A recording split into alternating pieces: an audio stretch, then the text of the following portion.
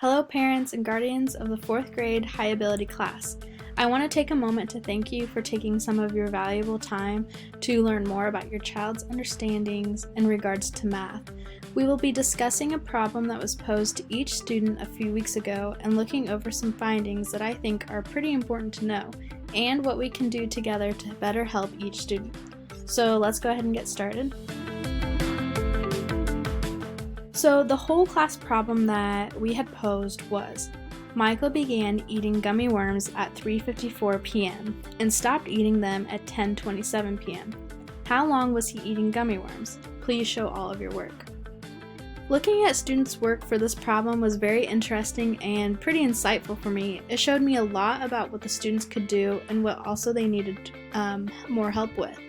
Students did a great job of showing their work and attempting to arrive at the correct answer, and some students even did their work more than once to either double check or do it again because they felt as if their first answer wasn't correct. Personally, to me, this is a pretty great skill to have, and I was very pleased to see that with a lot of the students. I could also see that some students were using a vertical subtraction approach, which we can see here. As you can see here, this particular student subtracted vertically, but used a base 10 approach, meaning that when they would carry over subtraction, it didn't really make sense because they were trying with 10 instead of 60. Most students, as shown in this next example, they used a different type of approach where they counted up.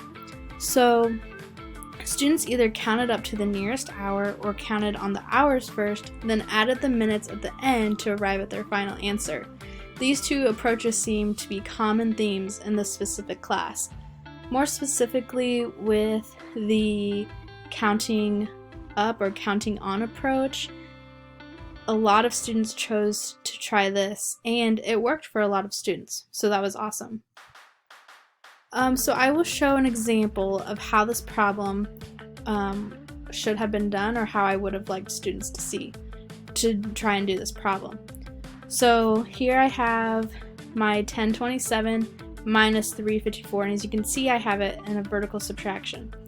So the main point here is that we cannot subtract 54 from 27 without it being a negative number. So we have to borrow 1 hour from the hour side, and we know that 1 hour equals 60 minutes, right? So now we have to add on the 60 minutes to the 27 because we borrowed 1 whole hour.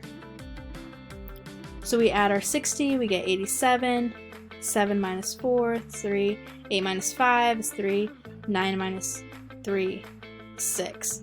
So our final answer would be 6 hours and 33 minutes that Michael was eating gummy worms.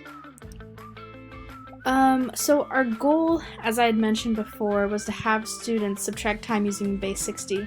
And as you can see in the example here that I had provided, we show that students can still borrow, but when they do this, they need to add on 60 because there are 60 minutes and 1 hour. We can't borrow our 10 as we normally do because that is not equivalent to the amount that we are borrowing. As you can also see from the video, I added on the 60 minutes to the minutes section as a whole, not just the first number, and then we can subtract just like normal. So I think that this is a great opportunity for students to learn how to use this approach. First, students may not be comfortable with it because they have not had practice with it, but I think it's a good idea to learn for times that may be difficult to quickly subtract and that include pretty difficult numbers. So this can also help eliminate some computational errors if done correctly. Also, keeping an open mind about the way we approach math is a useful skill that goes beyond the classroom.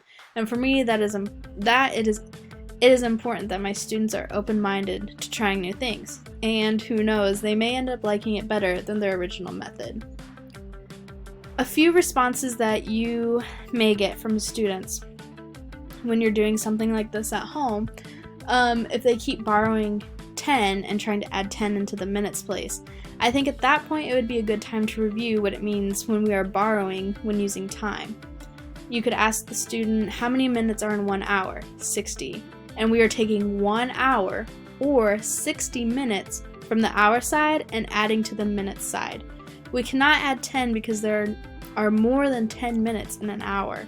So there are some great visuals that I could send to you to go over with your student if they're still having difficulty.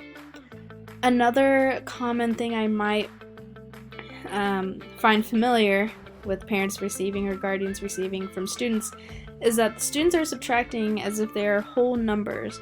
So for our problem, 354 minus 1027, students might do 1027 minus 354. This was also another slightly common theme that I had seen from my students, or an approach that they had attempted. Again, I think it would be important to express to the student that these are two different concepts with numbers. One is time, where we use a base of 60, 1 minute equals 60 seconds, 1 hour equals 60 minutes, and that if we set it up as a normal subtraction problem, and we have to borrow, we will not get the correct answer because we are regrouping with 10s, not 60s.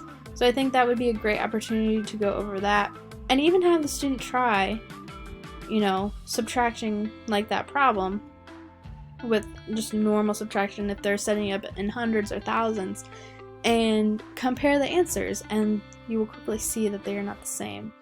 So that is a quick overview. And I just wanted to thank you for taking the time again to look over these examples.